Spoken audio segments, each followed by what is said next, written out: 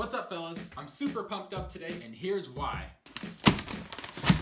That's right, sand.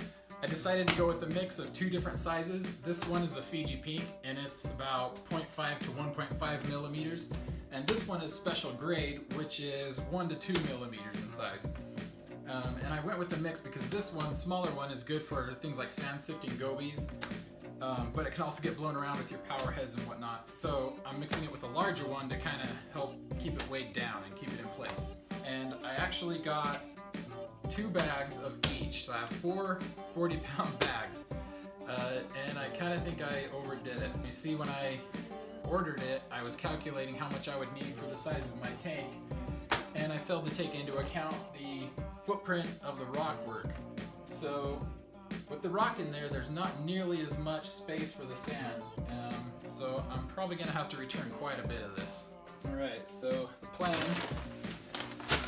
is just pour some of each in this bucket, and I'll take the bucket up on the ladder with me to pour it into the tank. I'm not going to rinse this or anything, simply because it's winter here in Utah and it's freezing cold outside. So I don't want to do it in my sink or tub or anything either. I don't want all this silt and crap going down my drain. So I'm just going to put it in my tank, throw a filter sock on, let it run and clean itself out eventually.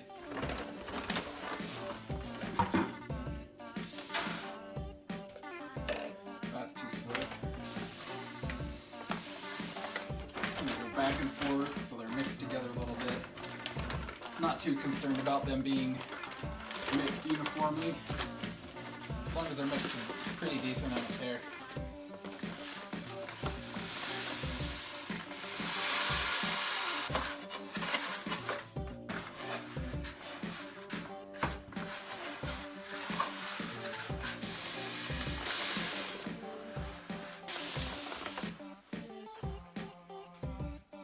Let's try that. I've had people ask me why I put rocks in before the sand, and this is actually something I was really curious about before I started my reef tank, because I saw other people doing it too.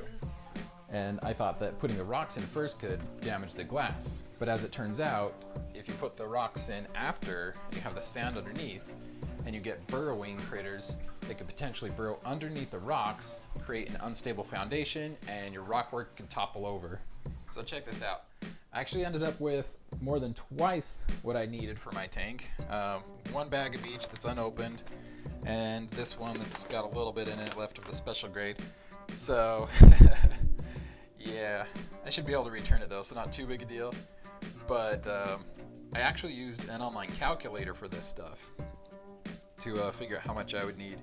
So just think about that. Maybe consider talking to people that know what the hell they're doing, and don't just trust calculators, because that's way more than I need. But it looks really cool in my tank. It's looking much more complete, getting that much closer to having it up and running.